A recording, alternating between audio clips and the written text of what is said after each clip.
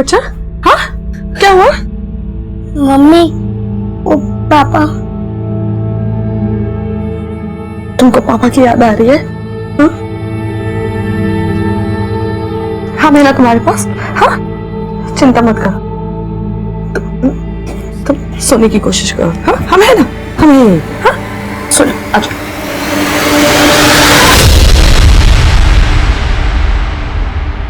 नमस्कार, crime patrol Dastak में मैं उज्जवल शर्मा आपका स्वागत करता हूं।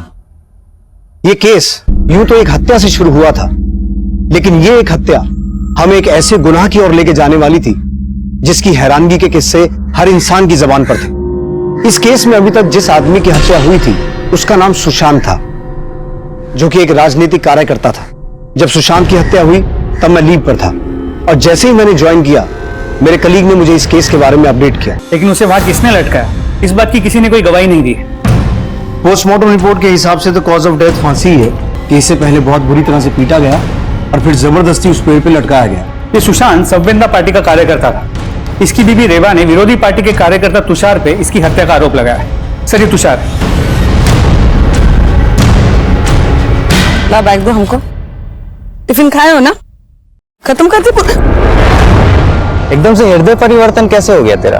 अपने पति से तो तू छुटकारा पाना चाहती थी, अब कैसे एकदम से दिल में आग लगी उसे इंसाफ दिलाने के लिए? आग तो बहुत लगी है, लेकिन अब चलेगा तो तू। आ जा आग उसमें, ठंडा कर दूंगा। सर, इस तुषार को हमने इन्वेस्टिगेट किया, लेकिन ना इसके खिलाफ कुछ मिला और ना ही रेबा के अलावा और किसी ने इसके ऊपर कोई आरोप लगाया।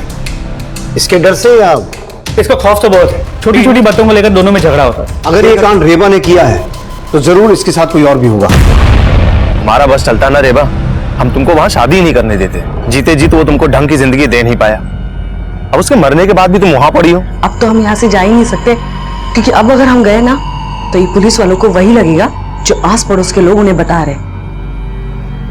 नहीं, जब तक हम इस तुषार को अंदर नहीं करवाते ना तब तक हम कहीं नहीं जाएंगे।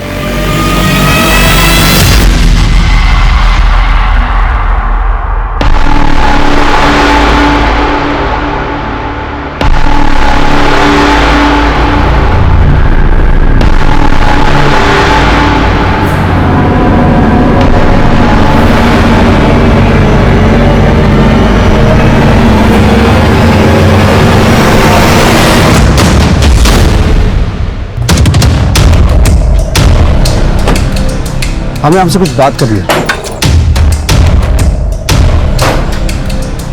ये क्या, आप अपने बेटे को घर में लॉक करके जा रही थी? हाँ, तो हम क्या करें? हमको डर है कि वो तुषार हमारे बेटे को मार देगा। आप तो हाथ पे हाथ रखे बैठे हैं, उसे अभी तक अंदर नहीं किए। आपके सिर्फ कह देने से किसी को आरोपी साबित नहीं कर सकते हैं। हाँ, तो किसी के ये कहने से कि हमारे पति के साथ लड़ाई होता था, इससे हम पे भी आरोप साबित नहीं होता। अरे वाह, आप तो बिना बोले ही हमारे यहाँ आने का कारण समझ गई। वैसे हमें सिर्फ आपसे ही नहीं, आपके बेटे से भी बात करनी है।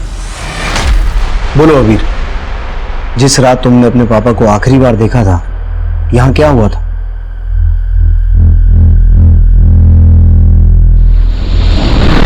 बेटा, हम जो नहीं कर पाए वो तुम करोगे। हम जानते हैं तुम बड़े होके इस देश और समाज के जरूर कमाओगे, है ना? आप अपनी शिक्षा मत दीजिए इसे। आपने तो अपनों के लिए कभी कुछ किया नहीं और बातें समाज और देश की करते रहते हैं। सिवाय ताने देने के अलावा कुछ नहीं कर सकते क्या? अरे तंग आ गए हैं तुम्हारे पक पक सुन सुन के। अरे तंग तो हम आ गए। अरे एक फूटी कौड़ी कमाते नहीं आप, बस बैठे रहते और खाते रहते हैं। फिर क्या हुआ? उसके बाद क्या हुआ हम आपको बता दें। हमने हमारे पति को मार के लटका दिया। यही बुलवाना चाहते थे ना आप हमारे बेटे से? तो आप जो कह रही हैं वैसे ही हुआ था? किसी के बोले को तो आप सबूत मानते हैं नहीं। अगर मानते होते तो अब तक उस तुषार को अंदर कर दिए होते। अब पता नहीं वो इंसान हमारे साथ और हमारे बेटे के साथ क्या क्या करेगा। लेकिन आप तो ताकतवरों को बचाएंगे और हम मजबूरों को सताएंगे। ये औरत अपने आंसू दिखा के कोई राज छुपा रही है। इसकी कुंडली निकालो। सर,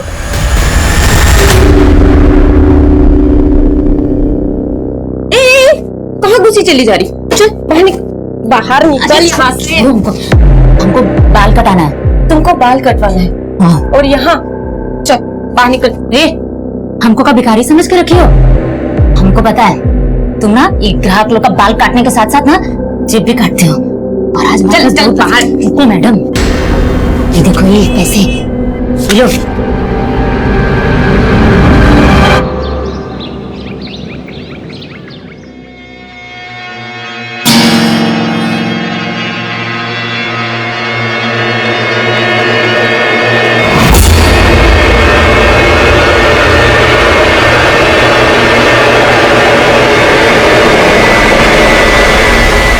अबीर, क्या हुआ? क्या देख रहे हो? हाँ, कोई झांक रहा था यहाँ से। कोई झांक रहा था? कौन है? कोई भी तो नहीं है।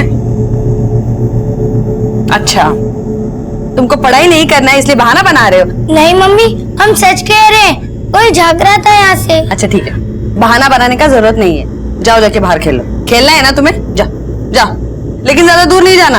हाँ, जल्दी आना। जाओ।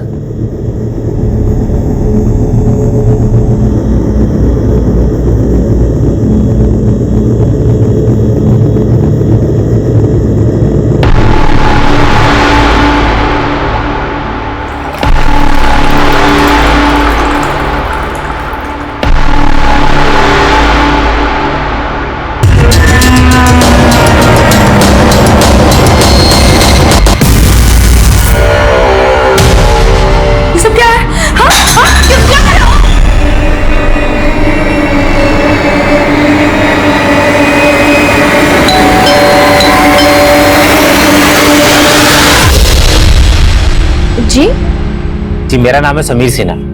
मैं सत्यम मार्केटिंग से। हमारी कंपनी ये धातुओं को साफ करने का पाउडर बनाती है। अगर आप इस पाउडर को खरीदेंगे, इससे आप सोने के सिक्के, चांदी के सिक्के, आपके बर्तन, आपके गहने सब कुछ अच्छे से साफ कर सकती हैं। ये है हमारा मैजिक पाउडर। ये देखिए, फिर थोड़ी देर इसको पानी में ऐसे मिलाते रहिए। ये देखिए आप पानी कर रहे। और ये रहा मैडम सिक्का। कितना पुराना है, देखिए कितना सब कुछ इसके ऊपर जम गया है। अब हम इसको डालेंगे इस जादुई पाउडर वाले पानी में। ये देखिए मैडम, हो गया ना एकदम बिल्कुल नया हरा सोना। सोना मैडम किसी का भी मन मोहित कर लेता है। सर एक सेकेंड सर, रेबा के कॉल रिकॉर्ड्स आ गए। इसमें ये एक नंबर मिला है जिसके साथ उसकी लंबी बातें हुआ करती थी। ये नंबर इस चंदन के नाम पे रजिस्टर्ड है। सर इंपॉर्टेंट बात यह है कि जिस रात सुशांत का मर्डर हुआ उस रात भी चंदन और रेबा के बीच लंबी बात हुई थी। तो तुम ये कहना चाहते हो कि रेबा और चंदन के बीच में अफेयर है और यही सुशांत के मर्डर का मोटिव? तो पॉसिबिलिटी सर रेबा के पड़ोस से फोन आया था, रेबा का मर्डर हो गया सर। व्हाट?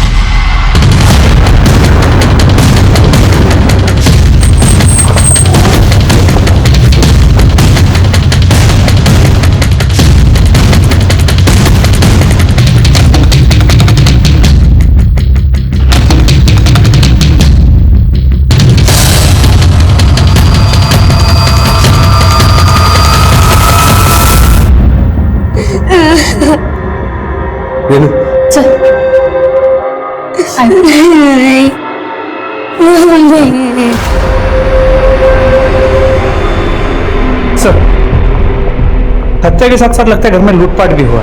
अनुज, हम रेबा पे शक करके कोई गलती तो नहीं कर रहे थे। हो सकता है तुषार ने ही रेबा को और उसने जानबूझकर इस हत्या को लूट की शक्ल दी हो। सर अबीर कह रहा उसने किलर को देखा है।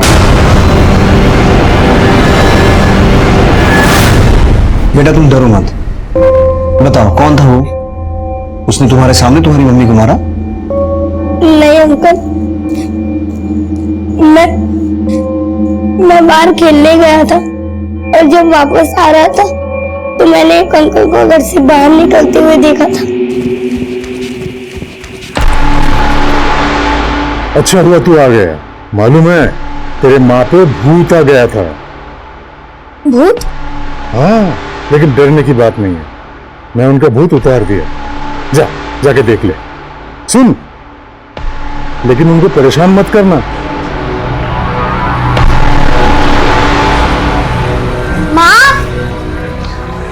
माँ! और जब मैं अंदर आया तो मैंने देखा कि मम्मी। माँ! माँ। तो उस अंकल ने हेलमेट पहना हुआ था। रेड हेलमेट और रेड जैकेट।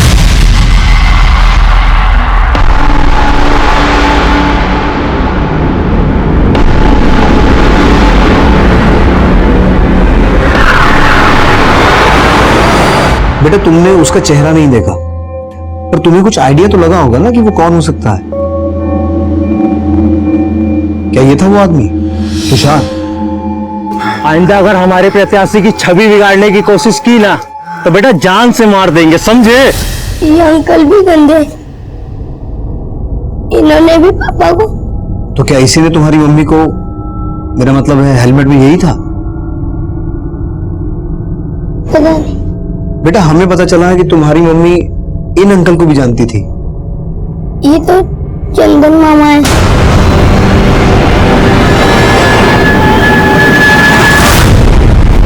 रेबा ने कभी ये नहीं बताया कि उसका कोई भाई है, और अबीर कह रहा है चंदन उसका मामा है। अगर ये चंदन रेबा का भाई है तो वो रेबा के पति के मौत के दौरान यहाँ दिखाई क्यों नहीं दिया?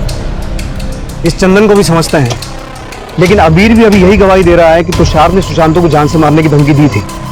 हो सकता है आज रेड हेलमेट और रेड जैकेट में तुषार ही रेबा को मार के गया हो, और रेबा ने भी हमें कहा था कि उसको तुषार से अपनी जान का खतरा है। आप अपने बेटे को घर में लॉक करके जा रही थी। हाँ तो हम क्या करें? हमको डर है कि वो तुषार हमारे बेटे को मार देगा। तुषार और उसके दोस्तों को राउंड अप करो। सर,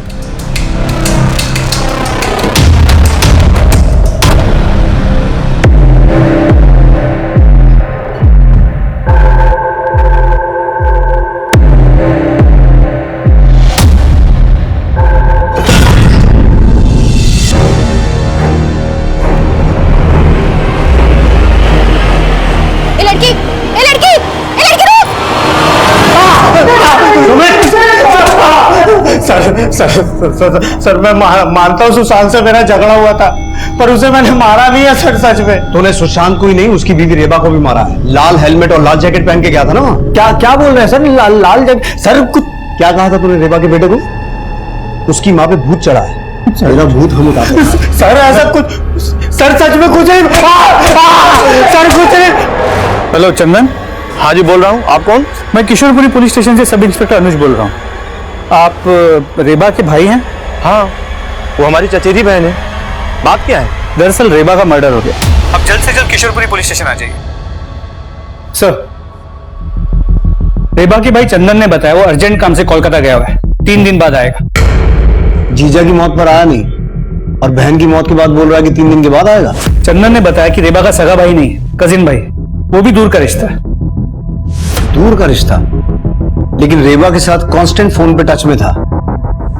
ये रिश्ता इतना भी दूर का लगता नहीं है। जी सर, इसलिए चंदन और रेबा के अफेयर का एंगल को रूल आउट नहीं कर सकते। तुषार भी मुंह नहीं खोल रहा है, और रेबा के घर में कोई फोर्स एंट्री का निशान नहीं था। तो रेबा के बेटे अबीर के बयान के मुताबिक जितनी आसानी से वो रेड हेलमेट वाला आदमी घर से निकल रहा था, लगता है कि रेबा उसको जानती थी। हम अब तक ये सोच रहे थे कि रेबा ने सुशांत को मरवाया होगा, लेकिन ये भी तो हो सकता है जिसने सुशांत को मारा उसी ने रेबा को खत्म कर दिया, क्योंकि हम रेबा पे शक कर रहे थे। अगर रेबा फंसती तो वो भी फंसता। सर, होने को तो कुछ भी हो सकता है। अनुज, जरा पता करो ये चंदन वाकई कोलकाता में है या झूठ बोल रहा है। चांसेस इस बात के भी हैं कि सुशांत को चंदन नहीं मरवाया हो, और वो रेड जैकेट और रेड हेलमेट वाला आदमी भी ये चंदन ही हो।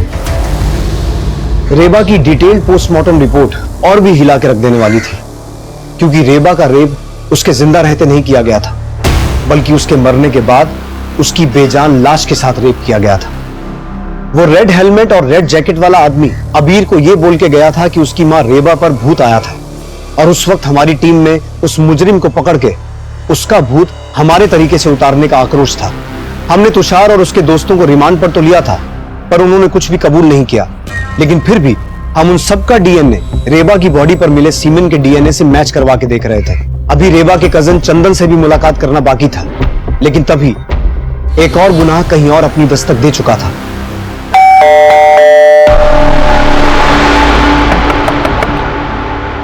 अपर्णा,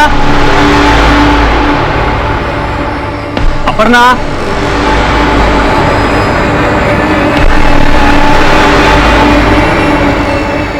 अपर्णा, अपर्णा, अपर्णा,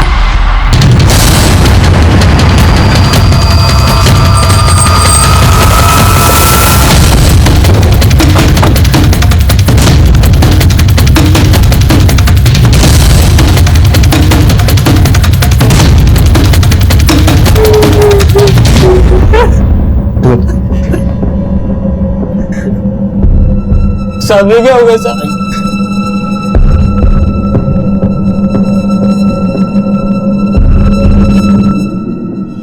इसके गले पर भी चेन के वैसे ही मार्क्स हैं जैसे रेबा के गले पे थे। तो हो सकता है इसे भी रेबा की तरह चेन से गला घोट के मारा गया है। तो दोनों को मारने का मोडस ऑपरेंडी सेम है। रेबा के साथ रेप हुआ पर इसकी हालत देख के लगता है कि शायद इसके साथ भी रेप हुआ है। कहीं ऐसा तो नहीं कि इस औरत का रेबा और सुशांत के साथ कोई कनेक्शन है? नहीं साहब, हम ना ही किसी रेबा को जानते हैं ना ही सुशांत, और हमें नहीं लगता कि अपर्णा भी इन लोग को जानती होगी। तो फिर तुम्हारी पत्नी को इस तरह से कौन मार सकता है? हमको कुछ समझ में नहीं आ रहा है साहब। यहाँ पास में एक फैक्ट्री है साहब, वहाँ पे हम काम करते हैं। रोजाना की तरह आज दोपहर को खाना खाने घर आए थे, दरवाजा खटखटाया तो अपर्णा ने अंदर से दरवाजा खोला नहीं। फिर हमने डुप्लीकेट चाबी से दरवाजा खोला और देखा तो अपर्णा। घर से कुछ सामान वगैरह भी चोरी हुआ है? नहीं साहब, घर में ज्यादा कुछ नहीं है, क्योंकि कुछ दिनों पहले अपर्णा एक ठगी का शिकार हो गई थी। कैसी ठगी का शिकार हुई? साहब, कुछ दिनों पहले एक आदमी ने अपर्णा पे टुटका करके सारे गहने ले लिए थे। अपर्णा ने हमको बताया था कि उस आदमी ने इस तरह से उसे वशीभूत कर लिया था कि उसने खुद अपने सारे गहने उस आदमी को दे दिए थे। और जब अपर्णा को होश आया तो वो आदमी गायब था साहब। तुम्हारे घर में इतना कुछ हो गया, तुमने पुलिस में शिकायत नहीं की? साहब, इस बारे में अपर्णा ने हमें बहुत लेट बताया था। वो डर गई थी अगर ये बात हमें पता चल गई तो हम उस पर नाराज हो जाएंगे। लेकिन एक दिन हमें गहने मिले नहीं तो उसने सब कुछ बता दिया। तो कौन हो सकता है जिसने वो सब किया? तुम्हें किस पे शक है? हमको नहीं मालूम साहब, लेकिन अपर्णा ने हमें बताया था कि वो किसी मार्केटिंग कंपनी का सेल्समैन बन के आया था, लेकिन उस कंपनी का नाम अपर्णा याद नहीं रख पाई।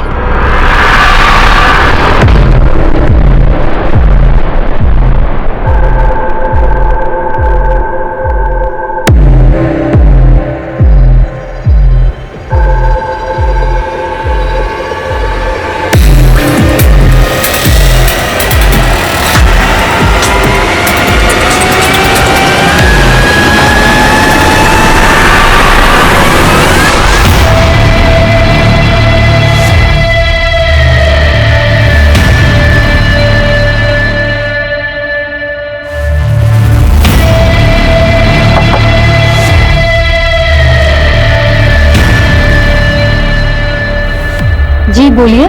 जी, मेरा नाम सुरेंद्र सिंह, मैं विभास मार्केटिंग कंपनी से हूँ। हमारी कंपनी धातु को साफ करने का एक पाउडर बनाती है।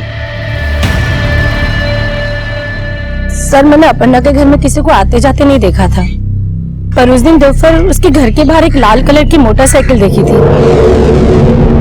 नंबर देखा था उस बाइक का? नंबर तो नहीं देखा था, हमें थोड़ी ना पता था उसके साथ ऐसा कुछ हो जाएगा। 4-5 घंटे पहले हम मिले थे सर। तो आप दोनों जब मिले थे तो आपस में बातें क्या हुई थी? कुछ खास बात नहीं हुई थी सर। बिजली चली गई थी, वो घर से बाहर आई थी। दीदी, आपके भी घर की बिजली चली गई है क्या? हाँ अपर्णा, यहाँ भी बिजली गई है। आजकल ना बहुत ही कटौती हो रहा है ये बिजली का। फिर थोड़ी देर बाद बिजली आ गई तो सब अपने अपने घर पे चले गए। पर एक बात है सर, कुछ दिन पहले मैंने अपर्णा को एक लड़की के पीछे भागते हुए देखा था। ए लड़की, ए लड़की, ए लड़की, रुक, रुक। अपर्णा, कौन थी वो लड़की? दीदी वो लड़की, उस दिन जब वो आदमी मुझे वशीभूत करके मेरे गहने लूट के ले गया था दीदी, उस वक्त मैंने इस लड़की को देखा था। ये जरूर उसके जानने वाली है दीदी, तभी मुझे देखकर भाग गई।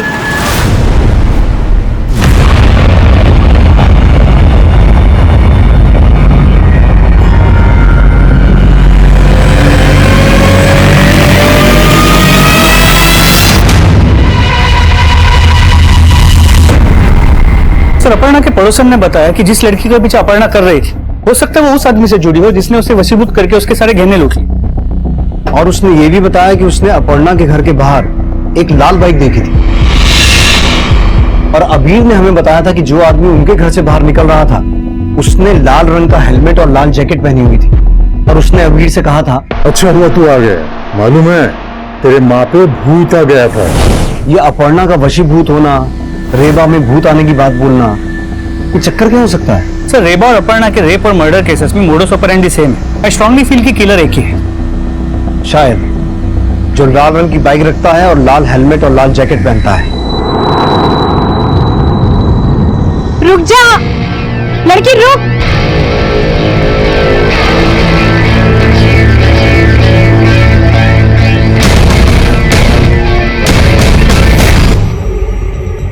रेबा और अपर्णा जिन एरियाज में रहती थी उन दोनों एरियाज का डम डेटा निकालो, हो सकता है कोई कॉमन नंबर सामने आए।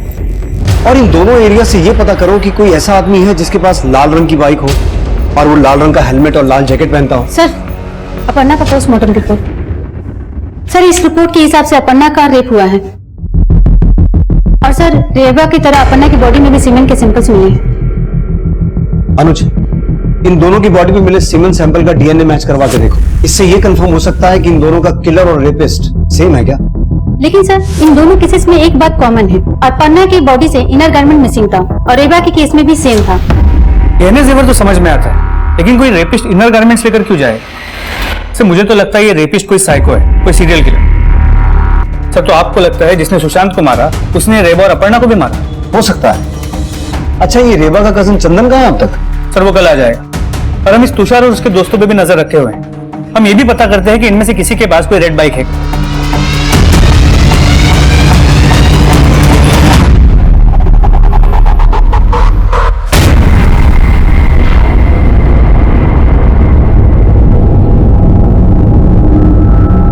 ये सच है कि रेबा और सुशांत जीजा जी में बनती नहीं थी, लेकिन अब क्या फायदा, हत्या तो दोनों की हुई है। हमें तो दोनों के लिए इंसाफ चाहिए। अगर आपको इंसाफ की इतनी चिंता है तो जब उनकी मौत हुई आप आए क्यों नहीं? सर, हम उस समय कोलकाता में थे। सुशांत की जब हत्या हुई तब कहां थे आप? रांची गए हुए थे, काम के सिलसिले में आते जाते रहते हैं।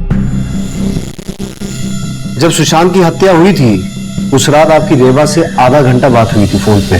बहन थी हमारी, बात होती रहती थी।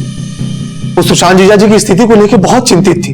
राजनीति के चक्कर में उन्होंने न जाने किससे किससे दुश्मनी पाल ली थी और उसको जो डर था वही हुआ। जीजा जी खुद तो गई, हमारी बहन रेबा को भी लेके गए। हमको तो अबीर का बहुत चिंता हो रहा है। हम अबीर को अपने साथ भी लेके जाएंगे। मैं कमी सर? अबीर बेटा, बेटा घबरा मत, मामा आ गए। हम तुझे अपने साथ लेके जाएंगे। हमको आपके साथ नहीं जाना। बेटा, ये क्या बोल रहा है? एक मिनट, अबीर, आपको अपने मामा के साथ नहीं जाना? क्यों बेटा? तुमसे कितनी बार कहा है, छोड़ो यहाँ पे, चलो हमारे साथ। तू हमारी बीबी को लेकर जाएगा? चल निकल, निकल यहाँ से। अरे चल निकल। अरे क्या कर रहे हैं और आइंदा यहाँ है ना तो हमसे बुरा कोई नहीं होगा। अरे अच्छा नहीं होगा ये। चल भाग। अच्छा तो अब नहीं होगा कुछ, बस देखते जाओ बुरा क्या होता है। हमको मामा के साथ नहीं जाना है। बेटा रुकिए, रुकिए। अबीर बेटा, जरा आराम से सोच के बताओ, उस दिन तुमने जिस आदमी को लाल हेलमेट में देखा था वो यही थे क्या? सर, ये आप क्या बोल रहे हैं?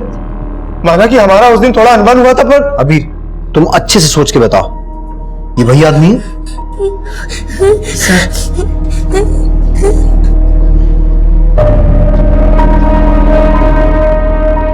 अबीर तो बच्चा है, उसको कहाँ इतनी समझ है। आप बेकार हम पे शक कर रहे हैं। शक तो करेंगे ही ना। हो सकता है अपनी जीजा को तुम्ही ने मारा हो और अपनी बहन को भी। देखिए, हम कुछ भी सुन के नहीं लेंगे। अबीर को ले जाने दीजिए हमें, नहीं तो हम कोर्ट जाएंगे। पहले अस्पताल जाओ, इसका डीएनए लो और क्राइम सीन पे मिले डीएनए से मैच करवा के देखो। अब आप कुछ ज्यादा ही बोल रहे हैं। एक भाई के ऊपर आप उसकी बहन के रेप का आरोप लगा रहे हैं।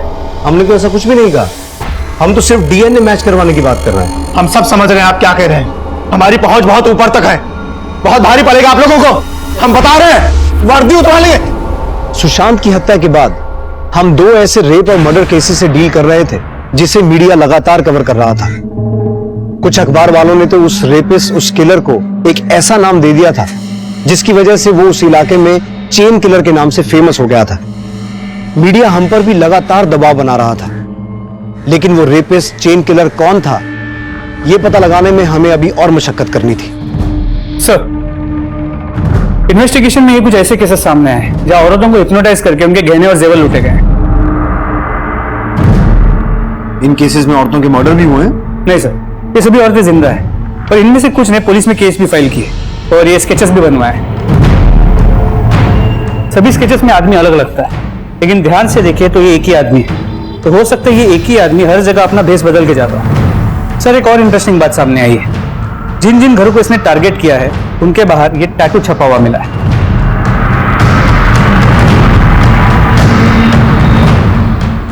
अपर्णा के घर के बाहर ऐसा ही टैटू था, लेकिन रेबा के घर के बाहर ऐसा कोई टैटू नहीं था। मैंने इन स्केचेस को अबीर को दिखवाया, लेकिन उसने इनमें से किसी को भी आइडेंटिफाई नहीं किया। इन स्केचेस को मैंने रेबा के घर के आसपास के लोगों को भी दिखवाया, लेकिन ऐसे आदमी को वहां देखे जाने की कोई खबर सामने नहीं आई। और ऐसा भी कुछ सामने नहीं आया ना कि रेबा को कभी पास्ट में इस तरह से हिप्नोटाइज करके चीट किया गया हो? नहीं सर। लेकिन अपर्णा को इसी तरीके से चीट किया गया, और अपर्णा के रेप और मर्डर का मोडस ऑपरेंडी रेबा से मैच करता है। और स्ट्रेंज बात यह है कि वो रेपिस्ट किलर दोनों औरतों के अंडरगारमेंट्स अपने साथ ले जाता है। तो समझ में ये नहीं आ रहा कि ये हिप्नोटाइज करके लूटने वाला ही रेपिस्ट है या रेपिस्ट कोई और है। हो सकता है वही आदमी हो जिसकी हमें तलाश है, और हो ये भी सकता है कि ये उस रेपिस्ट को जानता है। एक काम करो, अपने एरिया के लोगों को अलर्ट करो कि वो इस तरह के अपराधी से होशियार रहें, और इन सभी केसेस को अच्छे से स्टडी करो। आई एम श्योर तुम्हें ऐसे केसेस भी मिलेंगे जहां औरतों के साथ रेप और मर्डर हुआ है और उनके अंडरगारमेंट्स भी गायब है। उस लड़की के बारे में कुछ पता चला जिसके पीछे अपर्णा को भागते हुए देखा गया था? नहीं सर, जो लड़की अपर्णा को देख के भागी थी उसके बारे में कोई इंफॉर्मेशन नहीं मिली है।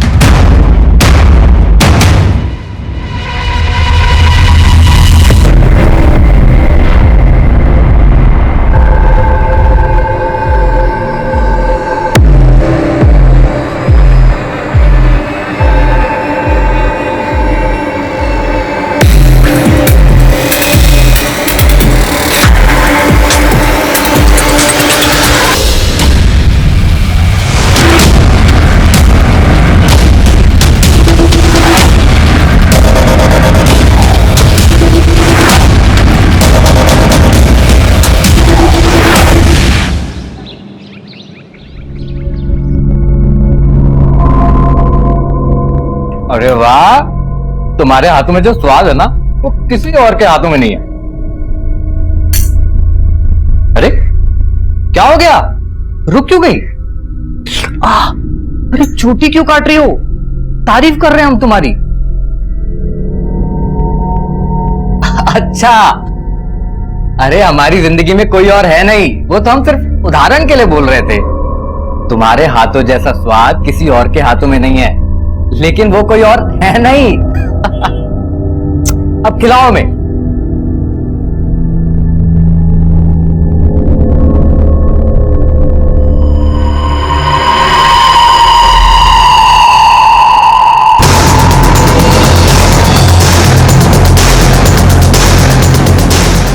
सब इधर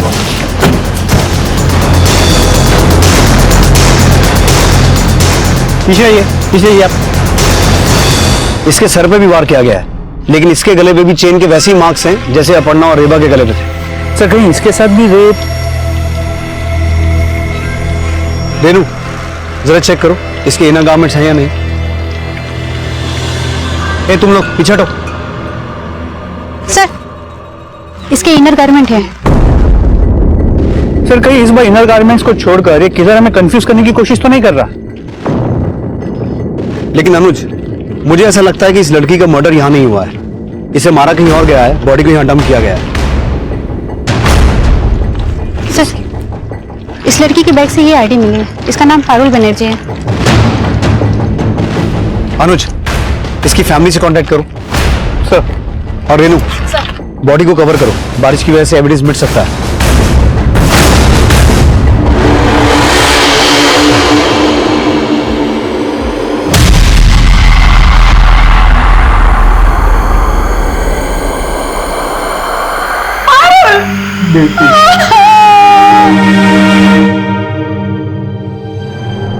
पारुल ट्यूशन पढ़ने गई हुई थी, घर नहीं लौटी तो वहां फोन किया था, वहां से बोला कि आज वो वहां पर भी नहीं पहुंची थी।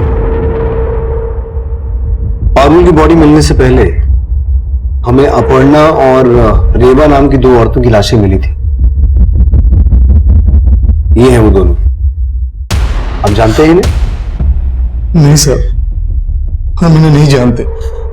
शायद आप जानती हो, आपने कभी पारुल को इनके साथ देखा हो? नहीं सर।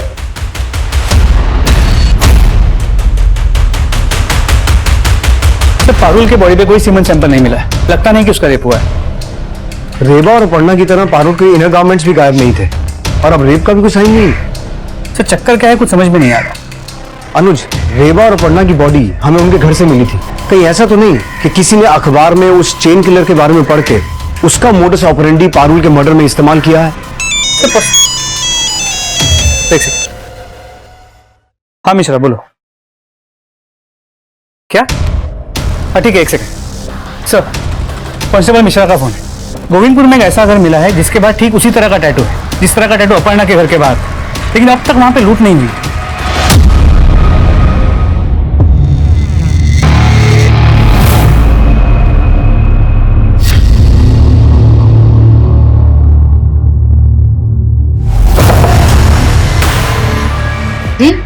जी मेरा नाम विक्रांत गुप्ता, घुमंतक मार्केटिंग से।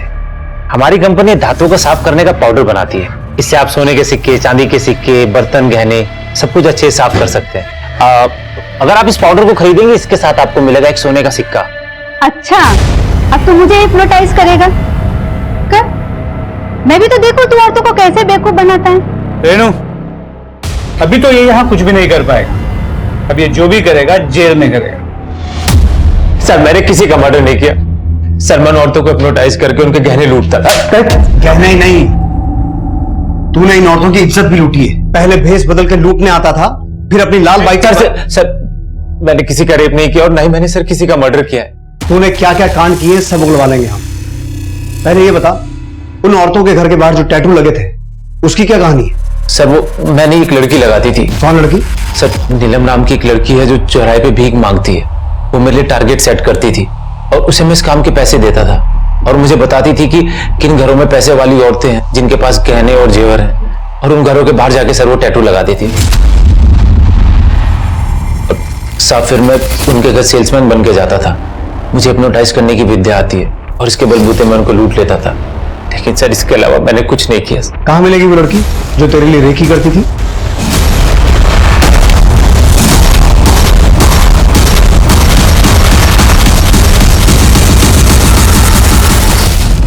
बोल। साहब, मैं तो सिर्फ पैसे के लिए उसके साथ काम करती थी। बाकी उसके बाद वो औरतों के साथ क्या करता था मुझे नहीं मालूम, कसम से नहीं मालूम। नहीं। रेनू, याद दिलाओ उसे। सर, वेस्ट बंगाल के इन 2 केसेस के बारे में पता चला है जहां घर में उसके औरतों को चेन से गला घोट के मारा गया और मारने के बाद उनके साथ रेप किया गया और अंडरगारमेंट्स भी चोरी किए गए। मतलब ये दोनों केसेस रेवा और अपर्णा के केसेस से मैच होते हैं? जी सर, और इन दोनों केसेस में भी रेपिस्ट और किलर को अब तक पकड़ा नहीं गया, लेकिन इन दोनों केसेस से हमारे काम का कोई भी क्लू नहीं मिला है। और हमारे राडार में भी इन सस्पेक्ट्स के अलावा और कोई अभी तक आया नहीं। तो वो रेपिस्ट इनमें से कोई है या फिर कोई और है?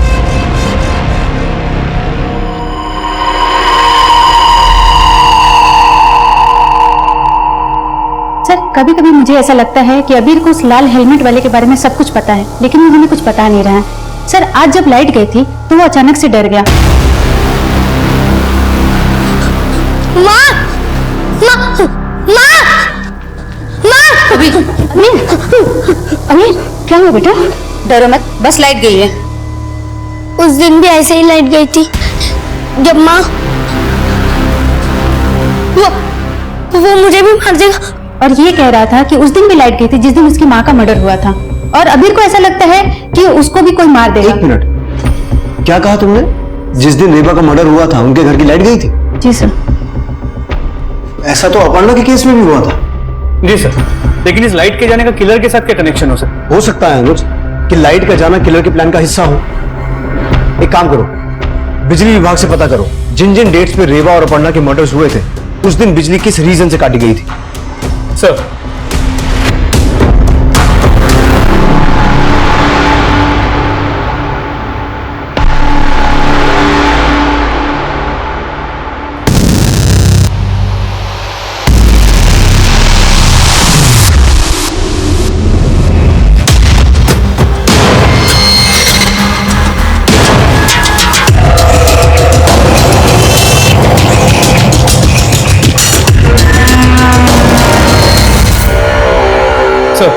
बिजली विभाग वालों से बात हुई।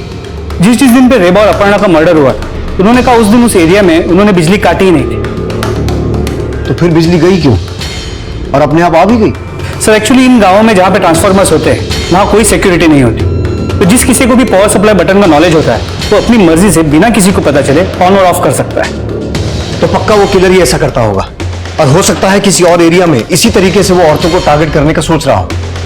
अनुज, सभी एरियाज में अपनी टीम्स को अलर्ट करो। उन्हें कहो कहीं भी सडन इलेक्ट्रिसिटी फेलियर की न्यूज आए तो वो समझ जाए किलर वहीं कहीं है।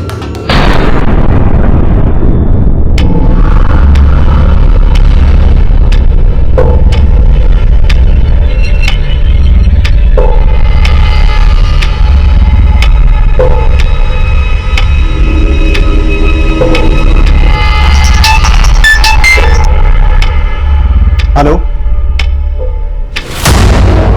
कहां लाइट गई है?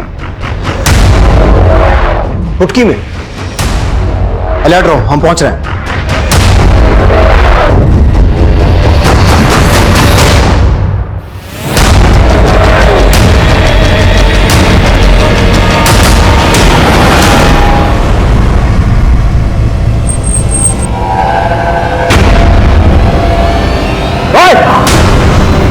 अनुज,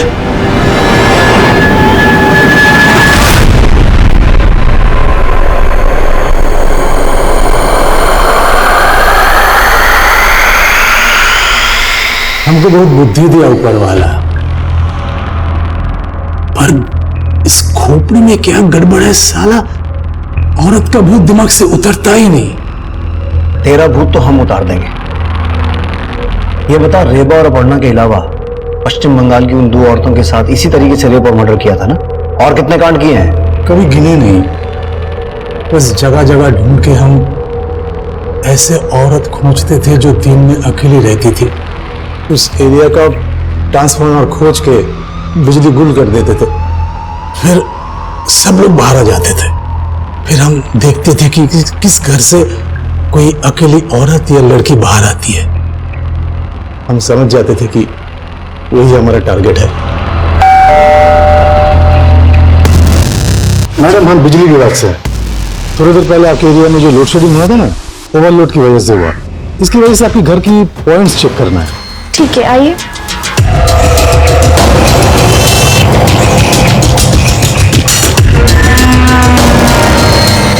मैडम, एक गिलास पानी पिलाएंगी?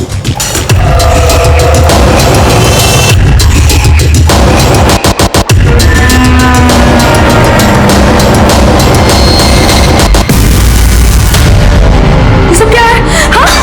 क्या? फिर उसके साथ उनकी लाश के साथ रेप करता था तू। क्या करे साहब, मजा आता था। पारुल तो तेरी बेटी थी ना? मैं उसको रेप नहीं किया साहब। तो मारा क्यों उसको? आप इतने गंदे पापा, अब तो शर्म आती है कि आप हमारे पापा है। अब हम चुप नहीं रहेंगे, हम पुलिस को सब बता देंगे। अरे बेटा, जाओ, रोक लो इसको। पारुल,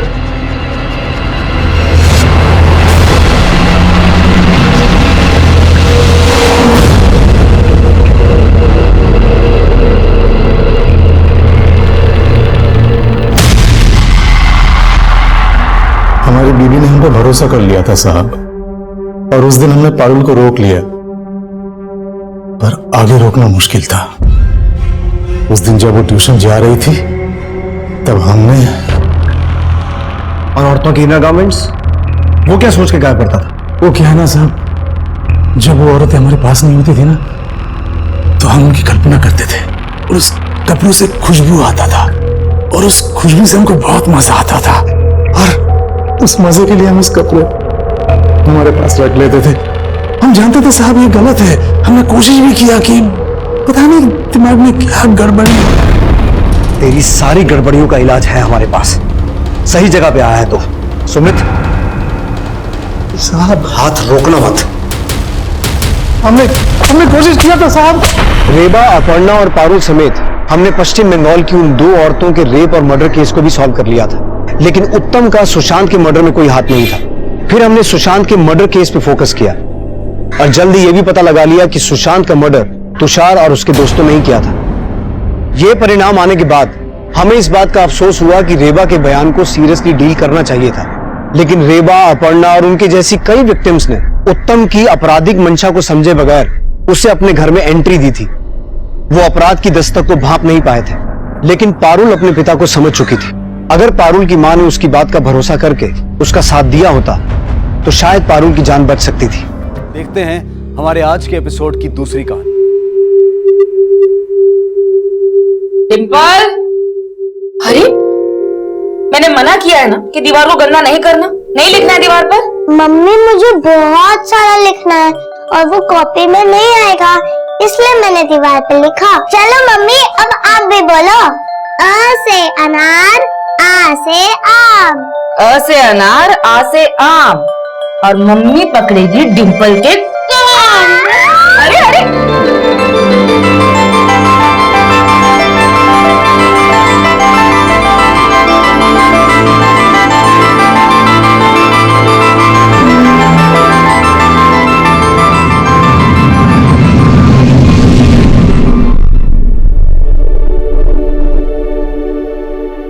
कभी दीवार पे कुछ लिख देती तो कभी छोटी मोटी शरारत करके सबको सताती, और कुछ बोल दो तो रुआसा मुंह बना के सॉरी बोल देती थी।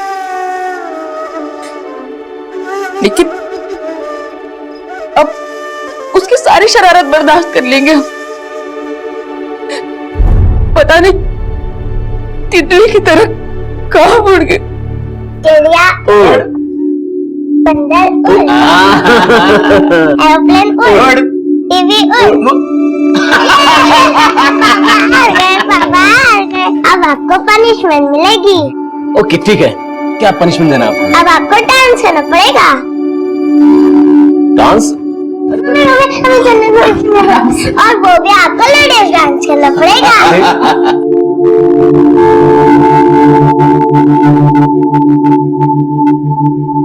हमें हमेशा उसके इशारों पर नाचना पड़ता था।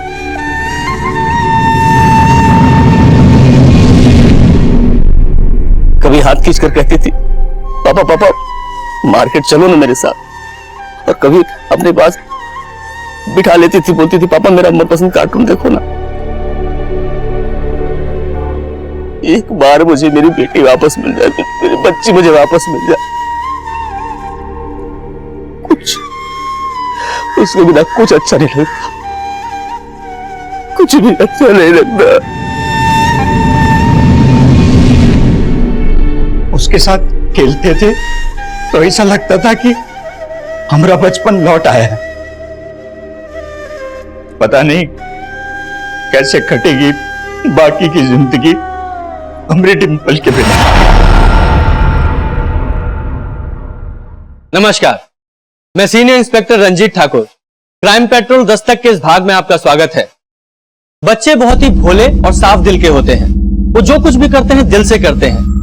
कहते हैं उनकी मासूम सी शैतानियों में भगवान की लीला छुपी होती है, लेकिन उन्हें क्या खबर, इस दुनिया में बहुत सारे शैतान भी इंसान का चेहरा बनाकर घूमते हैं। डिंपल के घर वाले परेशान थे, और इस केस में सबसे ज्यादा दुख की बात यह थी कि खुद पुलिस भी उनकी आप बीती सुनने को तैयार नहीं थी। साहब मेरी बेटी मिसिंग हो गई, पता नहीं कहाँ चली गई। साहब रिपोर्ट लिखवानी।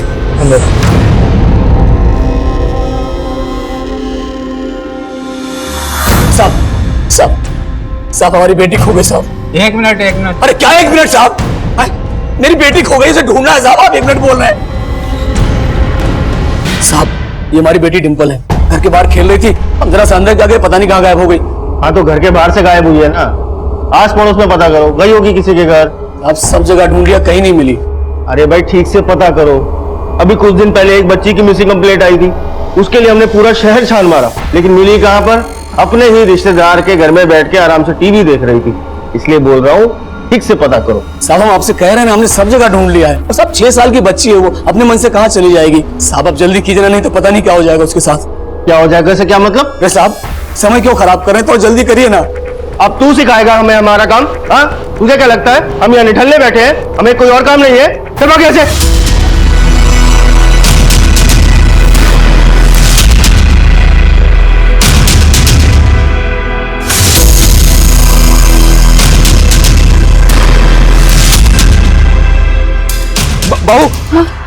बाबू डिंपल का कुछ पता चला? नहीं, आपको मिले? नहीं, मैंने यहाँ सब लोगों से पूछा, किसी को कुछ पता नहीं चल रहा है।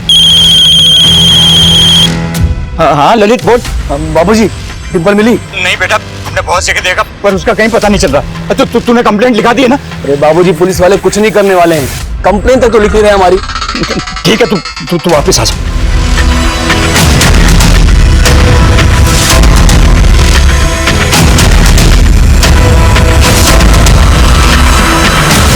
हमारी बेटी डिंपल कहीं खो गई है।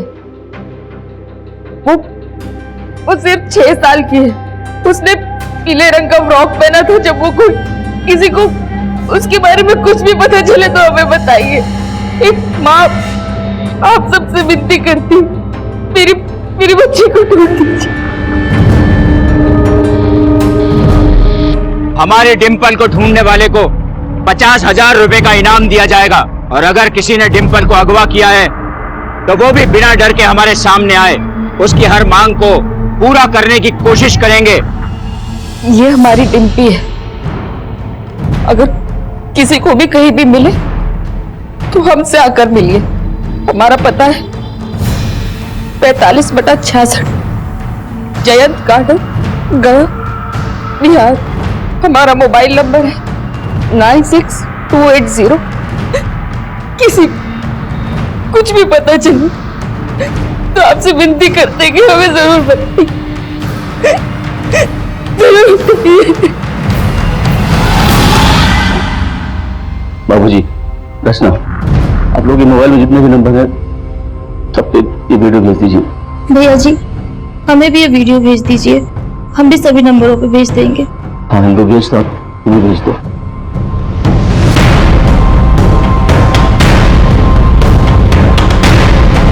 पुलिस प्रशासन! पुलिस प्रशासन! पुलिस प्रशासन!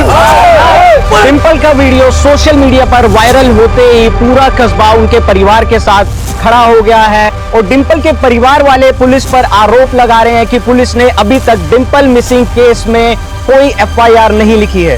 अरे जल्दी हाथ चलाना, फटाफट लिखे FIR, वरना सबके सब सस्पेंड हो जाएंगे। और आप तो सुन, बाहर जा और बच्ची के बाप को अंदर लेकर आ, और ध्यान से सुनना, किसी और को अंदर आने मत देना, ठीक है? चल जा फटाफट। पुलिस प्रशासन! पुलिस प्रशासन! पुलिस प्रशासन! रुको रुको, आपको साहब ने बुलाया अंदर। रुको, सिर्फ ये जाएंगे। अरे ललित जी, क्या है ये सब? हमने आपको बोला था ना, हम आपकी बेटी को ढूंढ रहे हैं, तो फिर ये बखेड़ा खड़ा करने की जरूरत क्या है? अगर आपने डिंपल को ढूंढा होता तो हमें सब करने की जरूरत नहीं पड़ती, और अगर ढूंढा है तो बताइए कहाँ है डिंपल? देख भाई, हाथ पे सरसों नहीं उगती है। हमने तुम्हारी FIR लिख ली, अब जैसे ही तुम्हारी बेटी मिलेगी हम तुम्हें इन्फॉर्म कर देंगे। अब ये राय का पहाड़ मत बनाओ। तुम्हें क्या लगता है ये सब करने से तुम्हारी बेटी मिल जाएगी? अगर आपकी अपनी बेटी खोती तब भी आप ये कहते? जब तक डिंपल नहीं मिल जाती हम यहाँ से हटने वाले नहीं। कहीं जाने की जरूरत नहीं, रक्त बीज से बचना मुमकिन ही नहीं। देवी माँ भी थक गई थी, रक्त बीज को काटती तो उसकी खून की एक एक बूंद से सैकड़ों रक्त बीज पैदा हो जाते, इसलिए उसको बना दिया छोटा सा जीव, जिसको कलयुग में कहते हैं खटमल। एक मारो तो सैकड़ों पैदा हो जाते। डर मत, बिल्कुल मत डर, वो तुझे काटेंगे नहीं, हंसाएंगे।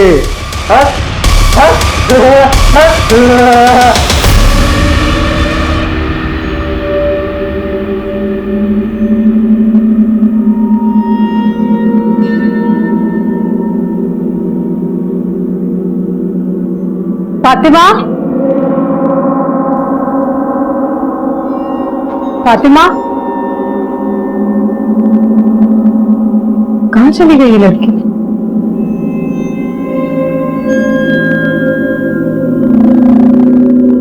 फातिमा, अरे क्या हुआ ये? और ये खून? मम्मी, इस एक बूंद खून से सैकड़ों रक्त बीज पैदा हो जाएंगे। रक्त बीज? ये क्या बोल रही है तू? वो कुछ नहीं अम्मी, रक्त बीज की कहानी याद आ गई थी। कहाँ से सुनकर आती है सब कहानियाँ? हाँ, चलो अभी स्कूल के लिए देर हो रही है, जल्दी से तैयार हो जाओ। नहीं अम्मी, हमें स्कूल नहीं जाना, हमारी तबीयत ठीक नहीं लग रही है, हम सोने जा रहे हैं। अरे फातिमा रुको, ये लड़की भी ना। लीजिए आपकी चाय। सच में बुखार है इससे या स्कूल नहीं जाने के लिए बहाने बना रही है? हाँ, थोड़ा बुखार तो है। सोहेला, आज के लिए इसे छुट्टी दे दो। क्यों झूठ बोल रहे हैं आप? पढ़ाई के लिए लाड अच्छा नहीं होता, भेजिए इसे स्कूल। सुहेला, जब उसका मन नहीं है आज स्कूल जाने के लिए तो रहने दो ना, अब रोजाना तो स्कूल जाती है। हाँ? अब देखो, ये बच्चों के साथ ऐसे जोर जबरदस्ती करना भी अच्छी बात नहीं। ठीक है तो करो अपनी मन की, और हाँ, ये रोज रोज नहीं चलेगा फातिमा, समझ गई?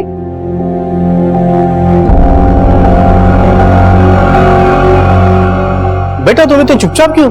हाँ? अच्छा, तो स्कूल में किसी के साथ तुमने आज झगड़ा किया होगा, इसीलिए आज स्कूल नहीं गई।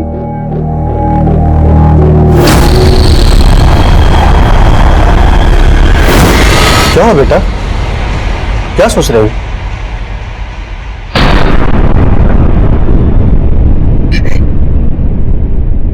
अरे क्या निकम्मी पुलिस है बाबूजी, कान पर जूं तो नहीं रही, समझ में नहीं आता है क्या करूं। देखिए, हमको कुछ नहीं पता, हमें हमारे डिंपल चाहिए बस। ललित भैया, ललित भैया, ललित भैया, वहां कचरा पेटी के पास बहुत सारी भीड़ जमा है, जल्दी चलिए। क्या?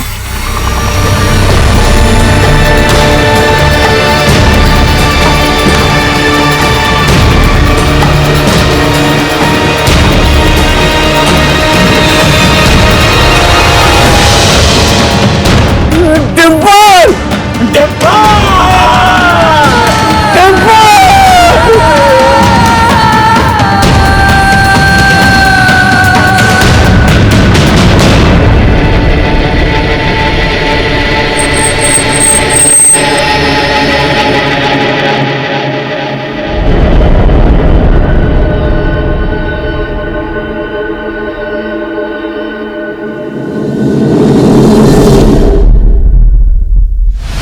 तुम्हारी वजह से हमारी डिंपल बच्चों संभाल संभाल के, औकात में लवली। क्या जवान संभाल के, सब तुम्हारी गलती है। समय होते हुए ढूंढा तो डिंपल के साथ ऐसा नहीं होता। मारो इनको, मारो इनको, मारो इनको, मारो इनको, मारो। जिस पुलिस पर ये समाज, ये पब्लिक इतना भरोसा करती है, अगर वो ही ऐसे काम करेगी तो कैसे चलेगा? अगर एसआई सुशील और उसकी टीम ने इस केस की जांच समय पर शुरू कर दी होती तो शायद मैं आपके सामने ये कहानी नहीं सुना रहा होता।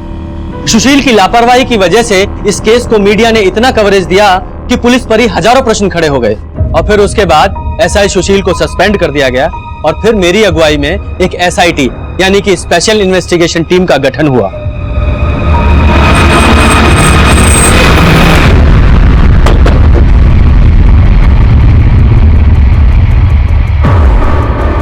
सर, यहीं पर डिंपल की कटी हुई लाश मिली थी। जब कुत्तों ने लाश के टुकड़ों को खाना शुरू किया तभी पब्लिक का ध्यान यहाँ पर गया। लगभग यहाँ पूरी लाश पे फंगस दिखाई दे रही है फोटोज में। सर, वाकई में बहुत ही ब्रूटल मर्डर है, और यहाँ आसपास में भी किसी ने ना तो डिंपल को अगवा होते हुए देखा है और ना ही लाश को यहाँ पर डंप होते हुए। डिंपल की लाश यहाँ सुबह मिली थी, जाहिर सी बात है उसे रात को किसी समय फेंका गया होगा, और लगभग आधा किलोमीटर दूर है डिंपल का घर यहाँ से, है ना? तो हो सकता है डिंपल का कातिल उसके घर के आसपास ही कहीं रहता हो। पर सर, जिन सर्कमस्टेंसेस में केस सामने आया है, डिंपल की फैमिली से पूछा तक नहीं किया था कि उनको किस पर शक है। मालूम है उनका भरोसा जीतना मुश्किल है, लेकिन उसके लिए उनको घाव देने वाले को पकड़ना होगा, और साथ ही साथ उनके घावों पे मरहम भी लगाना होगा।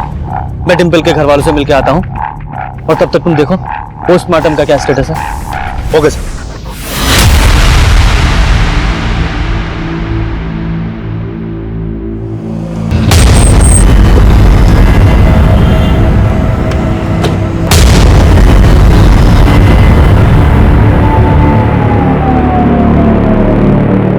जब हमको जरूरत था तब कहां थे आप लोग? अब हमें आपसे कोई बात नहीं करनी है, आप जा सकते हैं। देखिए, हम मानते हैं आपके साथ बहुत बुरा हुआ है, लेकिन अब हम इस केस की दोबारा जांच शुरू कर रहे हैं। आप चाहते हैं कि डिंपल का कातिल पकड़ा जाए तो प्लीज हमारे साथ सहयोग कीजिए। क्या सहयोग करें? देखिए, हमें हमारे हाल पे छोड़ दीजिए और जाइए यहाँ से। आप नहीं छोड़ सकते। तुलसी बच्ची के साथ इतनी बर्बरता करने वाला कातिल आप नहीं चाहते पकड़ा जाए? आप विस्तार से बताइए, डिंपल को आखिरी बार आप लोगों ने कब और कहां देखा था? जिन्होंने उसे नहला के तैयार किया था। ये हो गए बात, अब हम लगा देते हैं क्लिप, है ना? मम्मी, इस ड्रेस के साथ तो येलो क्लिप चाहेगी, येलो क्लिप दो ना। अब तुमने येलो वाली क्लिप तो खो दी, मैं कहाँ से लाऊं? चलो अब ये वाला लगाओ। नहीं मम्मी, मैचिंग खराब हो जाएगी। अच्छा बाबा, करती हूँ तुम्हारी मैचिंग, वरना पूरा घर सर पे उठा लूं।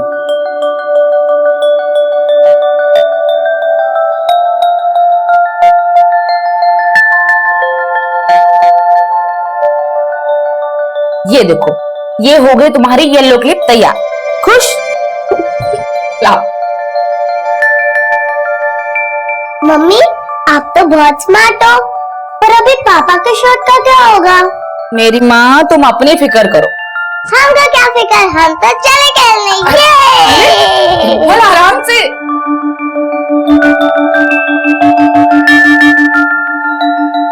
ये लड़की भी ना,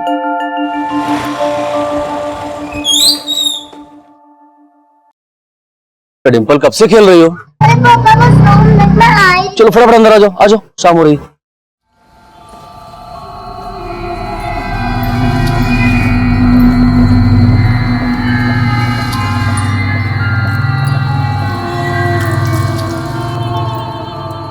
रचना, हाँ एक गिलास पानी पिलाइए। इंदु, डिम्पल को अंदर लाइए। अरे बाहर धूप में खेली, बीमार पड़ जाएगी। चाहिए? ये लीजिए। देखिए ना, हम तो डिम्पल को बोल बोल के थक गए, वो है कि सुनती ही नहीं। सुबह से खेल रही है, कुछ खाया भी नहीं है। हम खाना लगा देते, आपके साथ थोड़ा बहुत खा लेगी। ठीक है, हम फ्रेश हो गए हैं।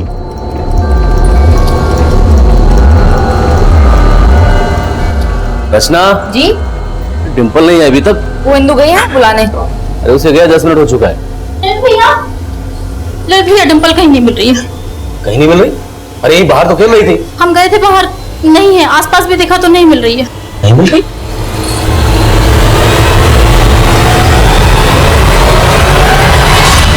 तो आपकी मेड इंदु ने सबसे पहले आपको डिम्पल के गायब होने के बारे में बताया। कहाँ है ये इंदु? अपने घर पे होगी, सुबह और शाम काम पे आती है। डिम्पल को इतनी बेरहमी से कौन मार सकता है? किसी पे शक है आपको? अवधेश। कौन है अवधेश? हमारा साला, रचना की बुआ का लड़का। दरअसल सर, रचना बचपन से अपनी बुआ के यहाँ रही है और हम दोनों की लव मैरिज थी, तो इस बात से अवधेश बहुत खफा था। ये रहता है पास में, आते जाते निगाह मिल जाती है उससे। लेकिन 7 महीने पहले जब रचना प्रेग्नेंट थी। क्या बात है? छोड़ दिया क्या ने? तमीज से बात करो अवधेश। तमीज से? अपनी तमीज देखी है? साला जिस थाली में खाया उसी में छेद कर दिया। यहाँ रास्ते पर तमाशा मत करो, समझे? तमाशा कर रहा हूँ मैं। क्या हुआ? क्या अवधेश? कुछ नहीं, बस दीदी को मुबारकबाद दे रहे हैं बच्चा होने की। किस बार मुर्दा पैदा हो।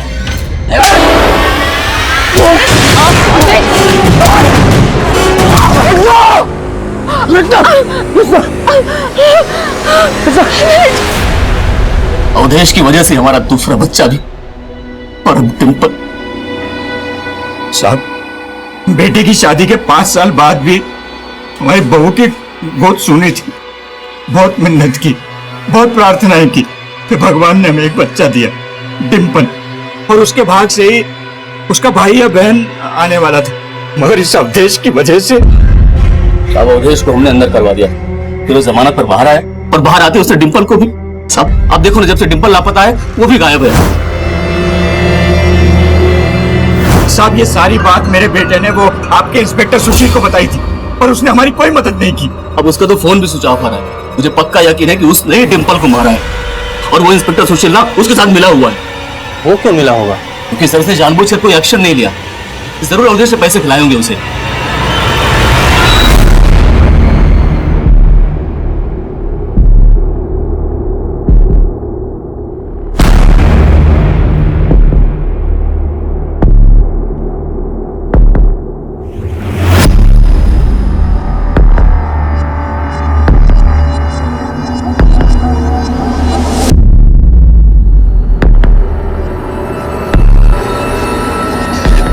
हेलो, पर्दा उठ गया। रक्तबीज ने ली आज फिर से इस रंगमंच पे एंट्री। आज का खेला बड़ा दिलचस्प होगा। आज रक्तबीज खटमल नहीं, बल्कि मलमल की तरह मुलायम होगा। हंसा हंसा। अच्छा, मैंने चेक किया, अवधेश के घर में काफी दिनों से ताला लगा है और उसका फोन भी बंद आ रहा है। और डिम्पल के घर वालों का कहना है कि एसआई सुशील ने इस अवधेश को बचाने की कोशिश की थी। सर, मैं एक काम करता हूँ, पता करता हूँ कि अवधेश और इस एसआई सुशील के बीच में क्या कनेक्शन है। वैसे मैंने अवधेश का फोन नंबर और उसके फोन का IMEI नंबर सर्विलेंस पे डलवा दिया है। गुड। डिम्पल के फादर ललित का कहना है कि उन्होंने डिम्पल को घर के बाहर खेलते हुए देखा था। और जब उन्होंने अपनी मेड इंदू से कहा कि वो डिंपल को घर के अंदर ले आए, तो मेड ने तुरंत आकर कहा कि वो खो गई है। मतलब उसका कहना है कि डिंपल सिर्फ चंद मिनटों में घर के बाहर से गायब हो गई। यही बात खटक रही है। इस इंदू को भी समझना पड़ेगा। आने बुलाओ सब। फातिमा, फातिमा बेटा उठ जाओ बेटा। फातिमा 2 बज गए, चलो उठो बेटा। फातिमा, फातिमा बेटा क्या हुआ बताओ। देखो बेटा डरो मत, आपके साथ किसी ने कुछ गलत किया है। कौन है बेटा बताओ। रक्त बीज। रक्त बीज? वो नहीं, ये लो चॉकलेट खाओ। किसी को कुछ बताया तो रक्त बीज तुम्हें खा जाएगा।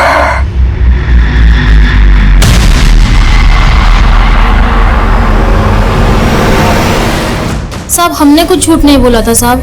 जब साहब ने हमें डिंपल को बाहर देखने भेजा तब वो वहाँ हमें नहीं मिली, और इधर उधर भी हमने बहुत ढूंढा साहब, पर वो हमें कहीं नहीं मिली। अब इतने से टाइम में वो खुद से तो गायब नहीं हो गई होगी, जरूर उसे किसी ने जबरदस्ती उठाया होगा।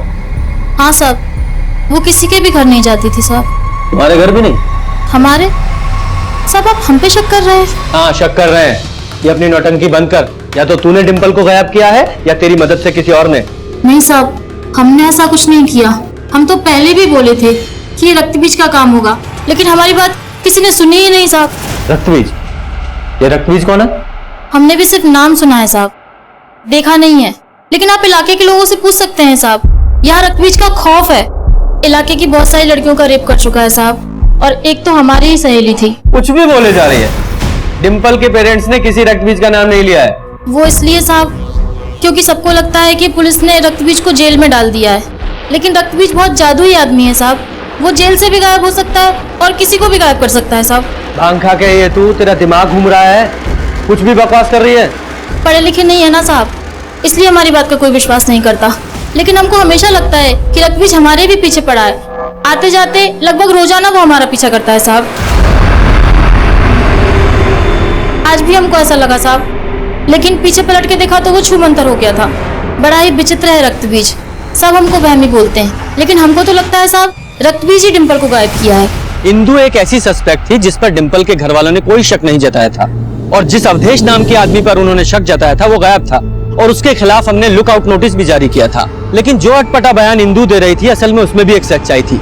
रक्तबीज नाम का एक सीरियल मॉलेस्टर था, और हमने चेक किया वो पिछले 1.5 साल से जेल में बंद था। सर इंदु का यह बयान सही है कि 1.5 साल पहले तक उस इलाके में रेप और मोलेस्टेशन की कई घटनाएं हो रही थी, और उन वारदातों को अंजाम देने वाला एक शख्स रक्तबीज नाम से फेमस था। और सर 1.5 साल पहले उस इलाके की भीड़ ने इस निरंजन नाम के आदमी को एक लड़की को छेड़ते हुए पकड़ा था। सुनना, ए बात तो करना, एक बार सुन तो सही, मेरी बात तो सुन कम से कम। अरे ये तो वही रक्तबीज है ना। ये रुक।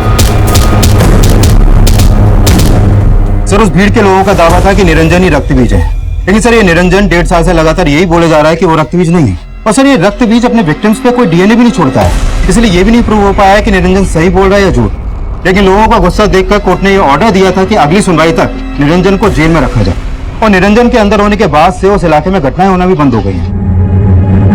घटनाएं हुई नहीं या रिपोर्ट नहीं की गई, हो सकता है असली रक्तबीज अभी भी बाहर हो, और इस निरंजन को असली रक्तबीज समझकर भीड़ ने टारगेट कर लिया हो। मतलब आप मान रहे हैं कि रक्तबीज भी डिंपल का गुनहगार हो सकता है? एक टीम बनाओ और इस रक्तबीज को खोजो। अगर कोई ऐसा मोलेस्टर डिंपल का गुनहगार है तो वो रेप विक्टिम भी हो सकती है। उसकी पोस्टमार्टम रिपोर्ट का क्या हुआ? फिर 1-2 दिन में आ जाएगा।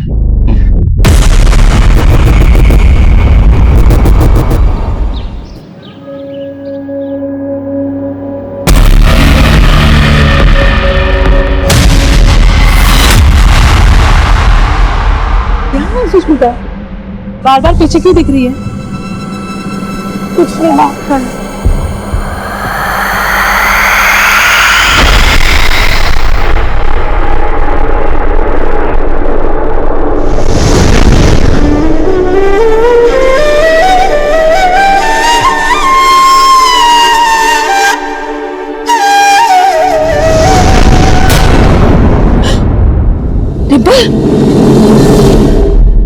देखो बहू, हम जितने बार डिंपल का फोटो देखोगी उतने बार पगला जाओगी। तो पगला जाने दीजिए हमको, हमारा बस चले ना तो जहर खा के मर जाए। बेटा हम मानते हैं कि हम में से कोई भी डिंपल को कभी नहीं बोला पाएगा, पर बच्चे का दुख बच्चा ही दूर कर सकता है। और इस दुख से उबरने का एक ही तरीका है, अपने परिवार को बढ़ाओ।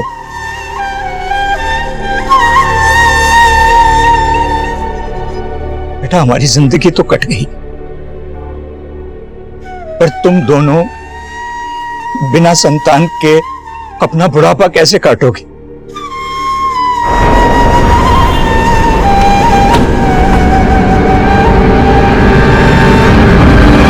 हाँ साहब, रक्त बीज पकड़ा तो गया था, लेकिन उसका खौफ इंदु और यहाँ की हर औरत के मन से कभी नहीं हटा। मगर एक बात है साहब, ये इंदु की बात में मुझे सच्चाई नहीं लगती। लेकिन कभी आपको ऐसा नहीं लगा कि सिंधु ने ही डिंपल के साथ? नहीं नहीं साहब, बिल्कुल नहीं, वो हमारी पुरानी वफादार है। अच्छा, हमें पता चला है कि लगभग 2 साल पहले आपने और आपके इलाके के लोगों ने किसी सुदर्शन नाम के आदमी को पकड़ा था रक्तबीज समझकर। कहाँ जा रही हो? उसको छोड़ेंगे नहीं हम आज, पुलिस के हवाले करके रहेंगे।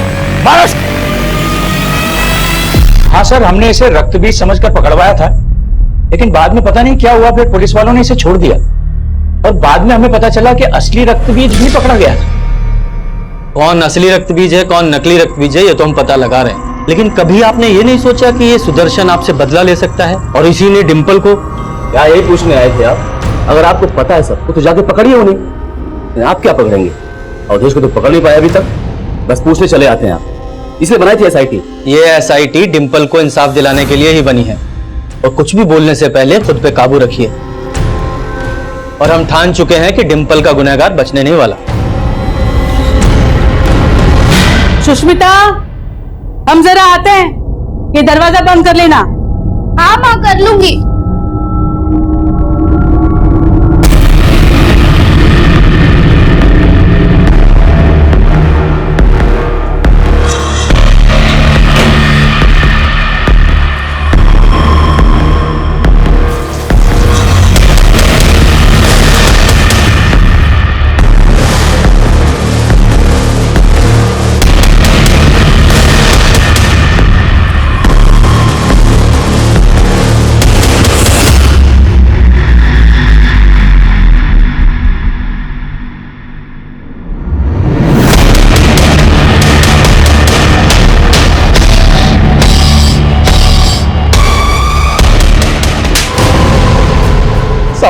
साहब हम मानते हैं कि डिंपल के दादा की वजह से हमने उस भीड़ से और पुलिस वालों से मार खाई थी साहब, और साहब उन्हें कोई गलतफहमी हुई थी। हाँ, गलतफहमी तो हुई थी, क्योंकि तुझे यानी कि असली रक्तबीज को छोड़कर किसी और को तो अंदर किया हुआ है। नहीं साहब, हम कोई रक्तबीज नहीं है साहब, और उस दिन हम कोई छेड़छाड़ नहीं कर रहे थे साहब। वो लड़की तो हमारी गर्लफ्रेंड थी साहब, और जब उसने ये बात पुलिस वालों को जाकर बताई तो उन्होंने हमें छोड़ दिया था साहब। हो सकता है तूने उस लड़की को मजबूर किया हो कि वो तुझे बचा ले। नहीं साहब, ऐसा बिल्कुल भी नहीं है साहब। अच्छा, तो कहानी उल्टी है। डिंपल के दादा ने तुझे रक्तबीज समझकर पिटवाया, इसलिए तूने बदला लेने के लिए उनकी पोती को मार के फेंक दिया। साहब आप ये क्या बोल रहे हैं साहब? हमने ऐसा कुछ भी नहीं किया साहब, हमको जाने दीजिए साहब, हमको जाने दीजिए। जा तो तू नहीं पाएगा, सच्चाई बताएगा। तिवारी जी, उगलवाओ इससे। सर, डिंपल की पोस्टमार्टम रिपोर्ट आ गई है, लेकिन सर इस रिपोर्ट में ऐसे कोई साइन नहीं मिले हैं कि डिंपल को फिजिकली अब्यूज किया गया हो। सर अब तो उस रक्तबीज या फिर किसी भी मोलेस्टर का एंगल तो इस केस में एग्जिस्ट ही नहीं करता। पर नफरत का एंगल एग्जिस्ट करता है। इस 6 साल की बच्ची ने न जाने क्या क्या सहा होगा। इसको तड़पा तड़पा के मारा गया है, इसको मौत से पहले बुरी तरीके से पीटा गया। उसकी पसलियों, हाथों और पैरों सभी हड्डियों पर क्रैक्स हैं, और इस रिपोर्ट के हिसाब से उसकी मौत उसी दिन हुई थी जिस दिन वो गायब हुई थी, यानी कि उसे 8 घंटे तक टॉर्चर किया गया। उसके सर पर किसी भारी चीज से वार किया गया और उसकी बॉडी को कचरा फेंकने वाली जगह पर जाकर डंप कर दिया गया। सर इस रिपोर्ट में एक स्ट्रेंज बात और सामने आई है, डिंपल की बॉडी पर पुआल के कुछ टुकड़े भी मिले हैं। इसका मतलब उसे किसी ऐसी जगह पर रखा गया था जहां पुआल था, यानी कि वही क्राइम सीन है, उसे वहीं टॉर्चर किया गया। लेकिन सर हम ढूंढेंगे कैसे, क्योंकि उस इलाके के हर दूसरे घर में पुआल होता है। तो हम उस इलाके के सभी घरों का सर्च वारंट निकलवाएंगे। इस अवधेश की क्या खबर है? सर फिलहाल अभी तक उसका कोई क्लू नहीं मिला है, लेकिन हमारी तलाश जारी है। इवन हमारी नजर उसके उन रिश्तेदारों पर भी है जो उसको छुपने में उसकी मदद कर सकते हैं।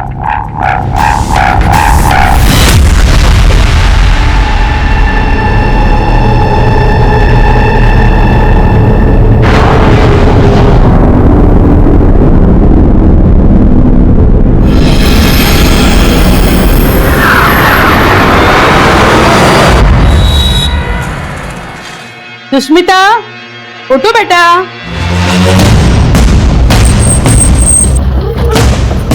सर, कल रात इस आदमी ने एक औरत को यहाँ पर ये पुआल फेंकते हुए देखा था। पुआल पर खून के निशान भी हैं। ये देखिए सर। उस औरत को पहचानते हो? नहीं साहब, हम दूरी पे थे और अंधेरा था तो औरत को नहीं पहचान सके। सर, डिंपल की बॉडी पर भी ठीक इसी तरीके के पुआल के टुकड़े मिले थे और ये ब्लड सूखा हुआ है। कहीं ये डिंपल का ब्लड तो नहीं? डिंपल की बॉडी 1 हफ्ते पहले डंप की गई थी और इस आदमी ने उस औरत को कल रात को ये पुआल फेंकते हुए देखा। आपका मतलब ये ब्लड किसी और का है? हो सकता है, लेकिन फिर भी तुम इस ब्लड को डिंपल के ब्लड ग्रुप से मैच करा के देखो और जल्दी से पता लगाने की कोशिश करो कि वो औरत कौन है जिसने ये पुआल रात को यहाँ फेंका। Excuse me sir. हेलो, ठीक है सर। अवधेश को पटना में देखा गया है और पटना के जिस एरिया में उसे देखा गया है उस एरिया में उसके एक मौसा रहते हैं। उठवाओ उस अवधेश को।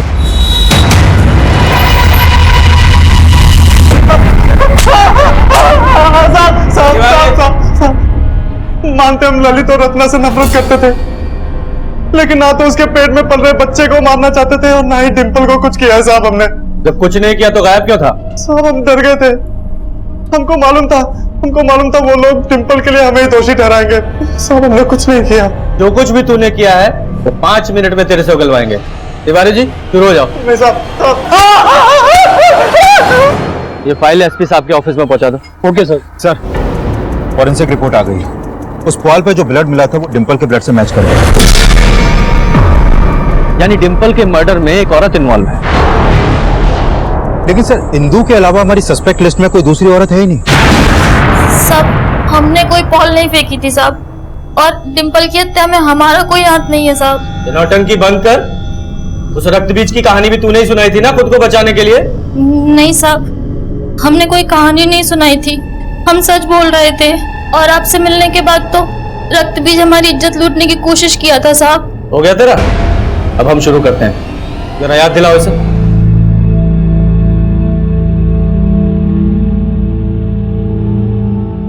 कृष्णा, कुछ खा लो।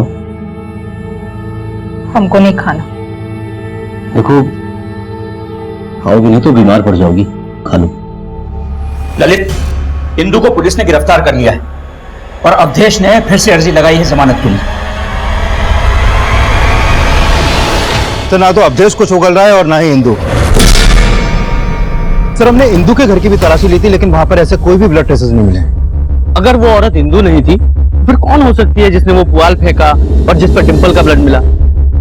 उस एरिया में लगभग 50-60 घर होंगे और आई एम श्योर वो औरत वहीं कहीं रहती होगी। एक काम करो, वहां रहने वाली सभी फैमिलीज की एक लिस्ट बनाओ और चेक करने की कोशिश करो कि वो ऐसी कौन सी फैमिली है जिसके पास डिंपल की हत्या का मोटिव हो। चलो सर।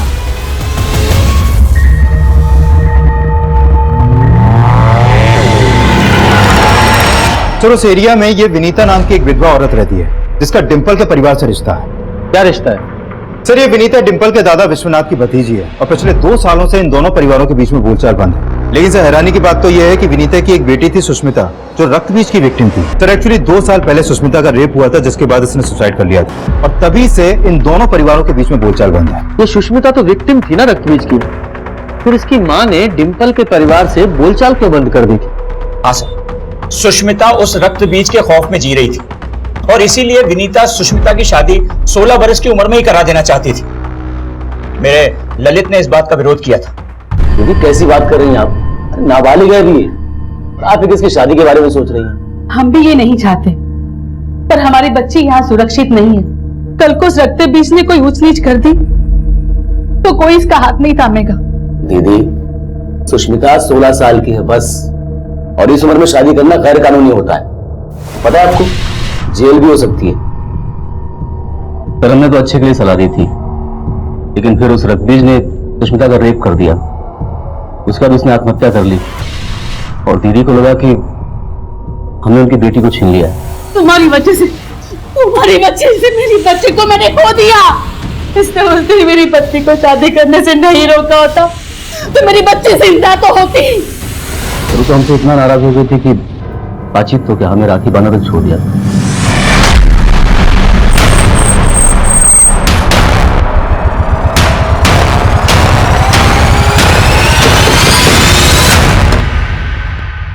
जी साहब। विकास, पूरा घर को सर्च करो। चलो साहब हुआ क्या है? पता चल जाएगा।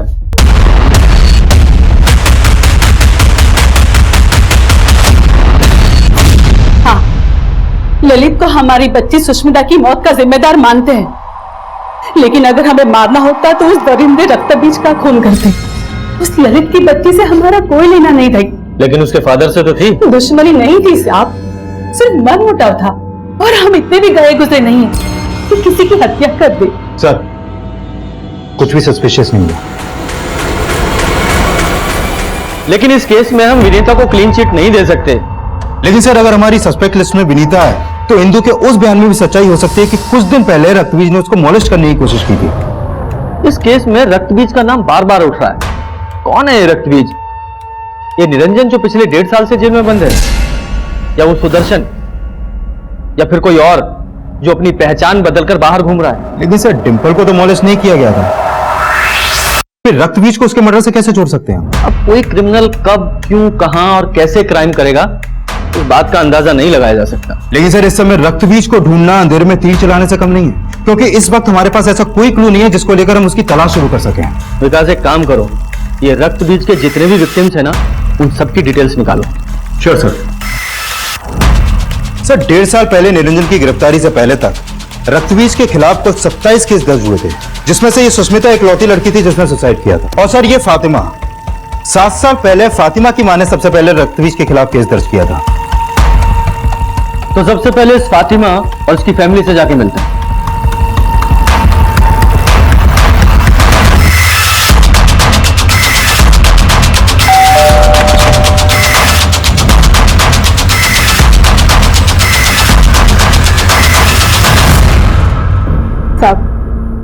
उस हादसे के बाद मेरी फातिमा इतना टूट गई थी, हमारा दिल ही जानता है कि हमने उसे कैसे संभाला है। सिर्फ 9 साल की उम्र में ही इसके साथ। ये लो, चॉकलेट खाओ। किसी को कुछ बताया तो रक्तबीज तुम्हें खा जाएगा।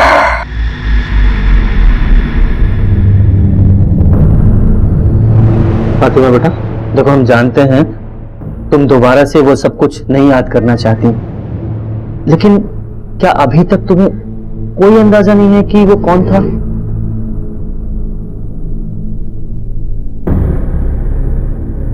हो सकता है वो तुम्हारे आसपास का ही कोई हो। कुछ तो याद होगा तुम्हें।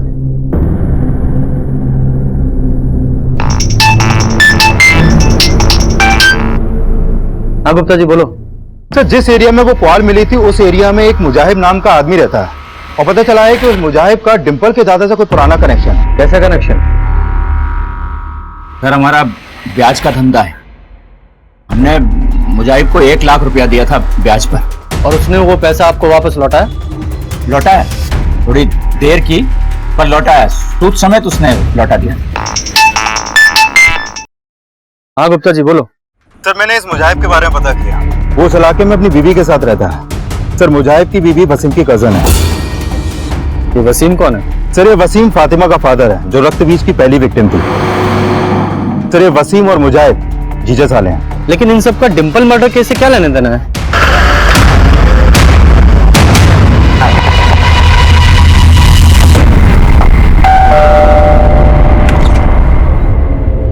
मुजाहिब। हाँ साहब। तुम्हारे घर का सर्च वारंट है हमारे पास। Search warrant? पूरा घर सर्च करो। लो, कमरे में चेक करो।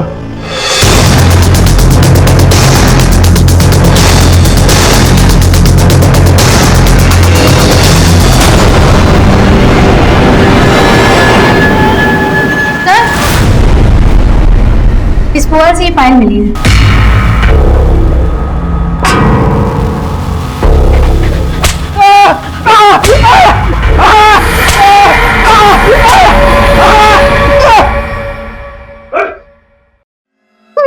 तेरे घर से जो पायल मिली थी वो डिंपल की थी, उस पर जो खून लगा हुआ था वो भी डिंपल का ही था। अब सारी सच्चाई बताओ वरना इतना कूटेंगे। बोल तुम्हारी नहीं सर, बता दे सर, बता दे सर। अब हमें उस विश्वनाथ से बदला लेना था साहब। हमने उस विश्वनाथ से 1 लाख रुपए ब्याज पे उधार लिया था। एक बार हमें ब्याज देने में जरा सी देरी क्या हो गई, उसने पूरे मोहल्ले के सामने हमें बेइज्जत कर दिया साहब। यानी मुजाहिद, अरे छोड़िए, तेरे को बोला था ना 10 तारीख, आज 23 तारीख हो गई, ब्याज क्यों नहीं दिया तूने अब तक? बोल। देखिए विश्वनाथ जी, घर चल के बात करते ना, ऐसे रास्ते में तमाशा मारना अच्छा लगता है आपको? अरे मैं तेरे जैसे लोगों के घर में नहीं घुसता, समझा? और मुझे ब्याज नहीं चाहिए, असल चाहिए, आज की आज। साहब उसके कुछ दिन बाद ही पैसा उसके हम मुंह पर मार के चले आए थे साहब। और दिल में तो आया कि हम उसको वहीं काट दें, लेकिन हमें उससे उसके जिगर के टुकड़े को छीनना था साहब। वो यही बोलता था अपने डिंपल को अपने जिगर का टुकड़ा, और इसके लिए हमने वसीम को साथ मिलाया।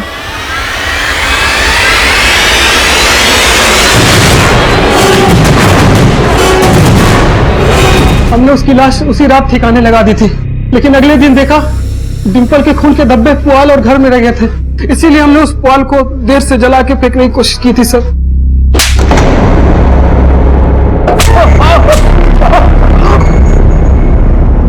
तुझे क्या लगा हमें कभी पता नहीं चलेगा कि तू ही असली रक्तबीज है?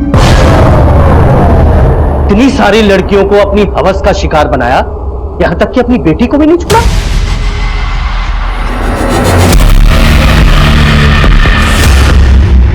और इतने सालों तक अपनी बीवी को भी डरा धमका के रखा ताकि वो तेरी इस नीचता के बारे में किसी को बता ना सके। और वो तेरा साला मुजाहिद, वो तेरे बारे में सब कुछ जानता था, इसलिए उसके ब्लैकमेल करने पर तूने डिंपल को अगवा करने में उसका साथ दिया। तेरे जैसा नीच और कुकर्मी इंसान इस पूरी दुनिया में नहीं मिलेगा।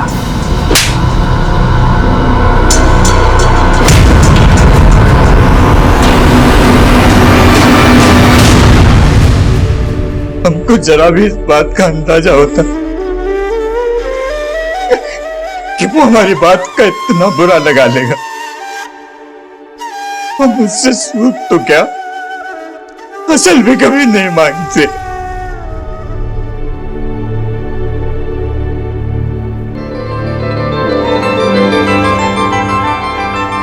कहते हैं बच्चों की मासूमियत और उनकी निश्चल हंसी किसी का भी दिल पिघला सकती है, लेकिन अफसोस 6 साल की डिंपल के आंसू और उसकी जान बख्श देने की गुहार भी मुजाहिद के ऊपर हावी हुए शैतान पर कोई असर नहीं डाल सकती। इस पूरे अपराध में मुजाहिद का साथ उसकी बीवी ने भी दिया था।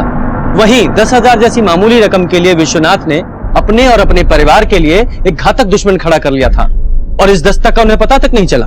वसीम जो रक्त बीज बनकर कस्बे की कई लड़कियों के साथ साथ अपनी बेटी फातिमा को भी अपना शिकार बना चुका था, उसका बचाव खुद उसकी पत्नी सुहेला कर रही थी, जो सब कुछ जानकर भी चुप थी। ऐसे समाज में हमारा परिवार, हमारे बच्चे तब तक सुरक्षित नहीं है जब तक छोटी से छोटी दस्तक भी हमारा ध्यान अपनी ओर ना खींचे। आज के लिए बस इतना ही। देखते रहिए क्राइम पेट्रोल दस्तक, क्योंकि मकसद बताना नहीं, बचाना है। जय हिंद। क्राइम पेट्रोल के ऐसे ही मजेदार एपिसोड्स देखने के लिए हमारे चैनल को सब्सक्राइब करें।